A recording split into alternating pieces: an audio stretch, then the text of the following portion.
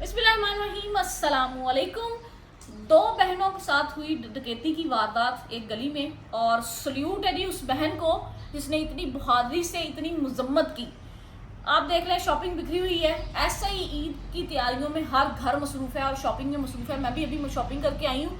जैसे कि ये बैग है, आप जब भी जाते हैं औरतों के पास बैग होता है, उसमें नकदी, मोबाइल। आजकल तो मोबाइल ही बहुत महंगे हैं जी, नकदी तो बहुत बाद में आती है। जाहिर सी बात, जब बंदा शॉपिंग करने जाता है, चीज़ें तो सस्ती है ही नहीं, बंदा पैसे भी उसी तरह से डाल के लेके जाता है। ऐसे ही बहन के पास बैग था जिसमें उसकी नकदी रकम होगी या कुछ मोबाइल्स या कोई एटीएम कार्ड वगैरह उसके होंगे। दो बहनें थी, जा रही थी, उनके पीछे गली में ही गुंडा लग गया, डाकू कहने आप। उसने गन पॉइंट पे उनसे बैग छीनने की कोशिश की, लेकिन बहादुर बहन ने बेहतरीन तरीके से मजम्मत की और लेकिन बैग नहीं दिया। उसने गोली हवाई फायर एक किया, जिससे उसकी बहन दूसरी जो है वो डर के भागी है, लेकिन वो लड़की डटी रही, उसने बैग नहीं दिया। उसके बाद ये आदमी भागा है और सुनने में आ रहा है कि जी ये इसकी वारदात के बाद ये पकड़ा भी गया है, इसको जाहिर सी बात है सजा भी होगी।